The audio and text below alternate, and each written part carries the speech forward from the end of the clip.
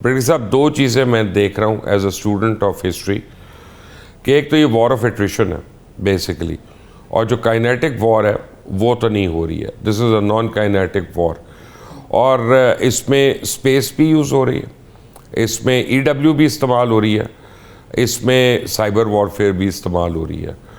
और लग ये रहा है कि अगर ईरान अमेरिका से आगे नहीं है तो कुछ ज़्यादा पीछे भी नहीं है।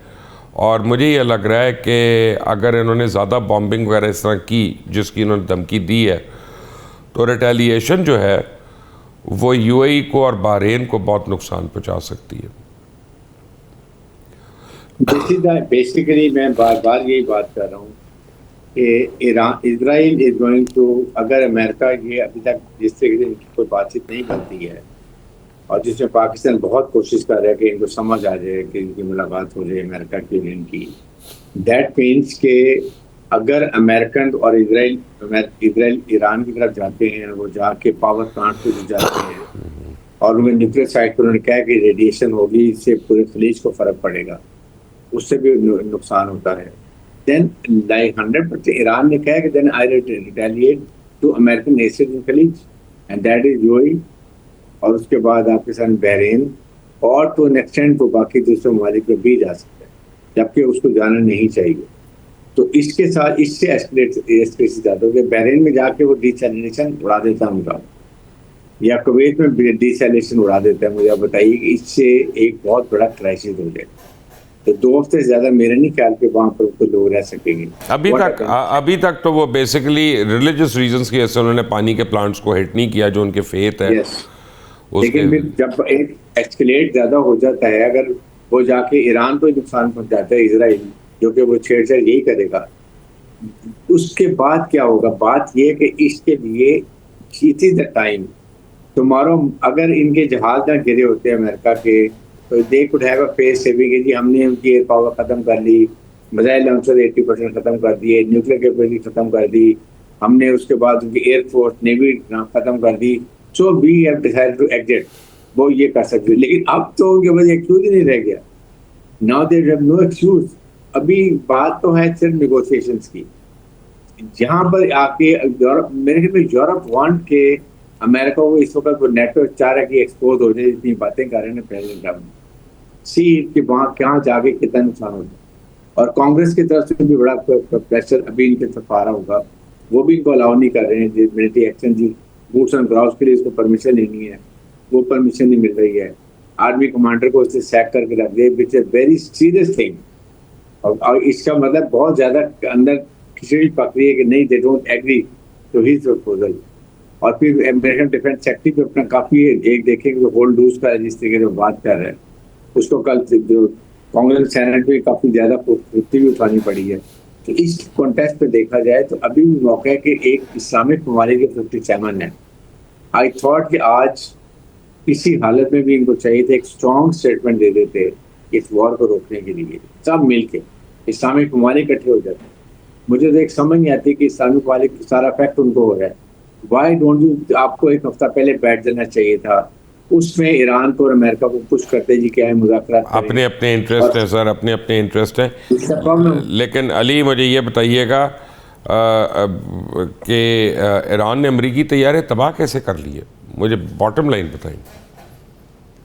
इसमें बेसिकली जो जिस तरह मैंने बताया ना कि एक तो जो आईआर है उसका तो कोई तोड़ नहीं होता, जो मैन पैड्स आपने रखे हुए हैं कि चाहे F-35 जो कहने को आई डोंट नो लोग उसको इनविंसिबल क्यों कहते हैं, वो स्टेल्थ जो होती है वो सिर्फ रेडार के लिए होती है। उसका जो आईआर सिग्नेचर है F-135, उसका जो इंजन है वो काफ़ी मतलब इंजन की जो आउटपुट है वो काफ़ी ज़्यादा है, उसका थ्रस्ट ज़्यादा प्रोड्यूस करता है, लेकिन वो फिर आईआर सिग्नेचर भी उसका इसी तरह ज़्यादा है। तो एक तो ये इंजन तो नहीं छुपेगा ना उसका, वो तो गर्मी छोड़ता रहेगा।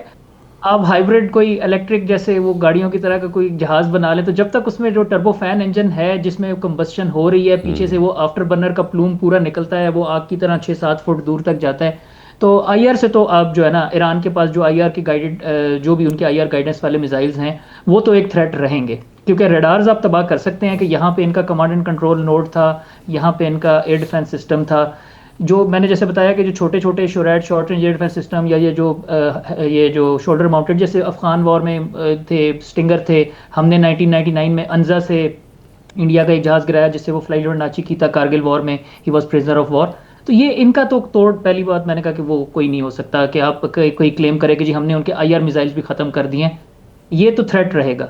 दूसरा जो अभी एक C-130 वाला उनका जो बेसिकली आ रहा है ना कि हम पायलट को रेस्क्यू करने के लिए गए थे, उस पर मेरा सिर्फ ये क्वेश्चन था कि मुझे उनकी बात अमेरिका की थोड़ी सी इसलिए जो कि हमने खुद तबाह किया, बिकॉज अगर C-130 तबाह होता तो उसमें अभी जो एक कोलंबिया में हुआ था, क्रैश हुआ था, तो उसमें 24 के करीब जो है ना वो डेथ्स भी हुई थी। C-130 अगर ईरान शॉट डाउन करता तो उसके अंदर फिर वहाँ पे बॉडीज़ भी होनी चाहिए थी रैकेज के साथ। तो उसमें थोड़ा सा मेरा ख्याल है कि उन्होंने लैंड किया उसको अनप्रिपेयर्ड सरफेस पे अपने पायलट को एक्सट्रैक्ट करने के लिए, और फिर पायलट को उन्होंने एक्सट्रैक्ट कर लिया, और वहाँ पे जो C-130 है वो दोबारा टेक ऑफ नहीं कर सकता था, तो उन्होंने सेल्फ डिस्ट्रॉय उसको कर दिया।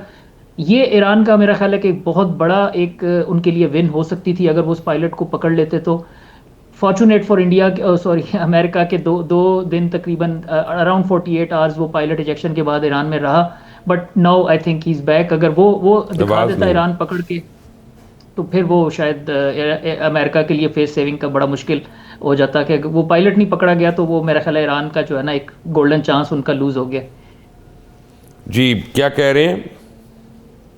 मुझे मेरे प्रोड्यूसर जो है ना एक्चुअली वो ये बता रहे हैं कि IRGC ने अभी स्टेटमेंट दी है कि पायलट रेस्क्यू नहीं हुआ, ये गलत क्लेम है।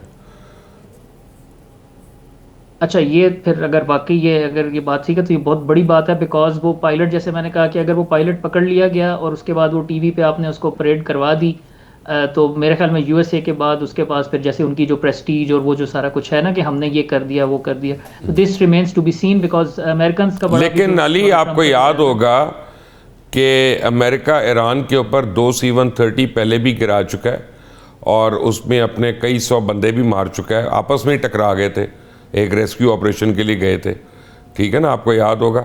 सो इनका C-130 के जो पायलट्स हैं ना उनको ड्राइवर ही कह सकते हैं, हमको इतना काबिल नहीं है वैसे।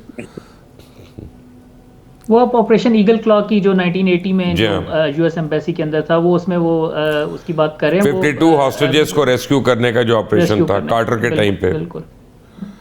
तो ये बेसिकली जो C-130 का अभी वाला, जैसे मैंने कहा कि ये अभी आपके जो प्रोड्यूसर ने बताया है कि अगर तो वो मिशन सक्सेसफुल नहीं हुआ फिर तो मेरा ख्याल है कि इन्होंने वो अपना जहाज़ ज़ाया ही करवाया। लेकिन मैं अभी तक उस पर, क्योंकि वो आई वॉज इम्प्रेस्ड के जो अमेरिकन ने अगर अपना पायलट रेस्क्यू कर लिया, और मैं जो सोच रहा था कल से कि अगर ईरान ने वो पायलट पकड़ लिया, जो कि अराउंड जैसे मैंने बताया कि 48 आवर्स तो हो चुके हैं, क्योंकि परसों हुआ था ये, आई थिंक 15 शूट डाउन, तो एक पायलट की रिपोर्ट परसों ही आ गई थी कि दैट हैज़ बीन रेस्क्यूड, दूसरा पायलट जो है दैट इज़ ऑन लार्ज। और वो अगर अभी भी जैसे आपको अभी पता चला है, तो अगर ये बात है कि पायलट नहीं रेस्क्यू हुआ और अब मुझे ये समझ आ रही है कि जिस तरह आपके कौन से हैं, A5 है, F5 है, क्या F6 है जहाज जो आप लोग मेरे F7 पुराने F7 एंड मिराज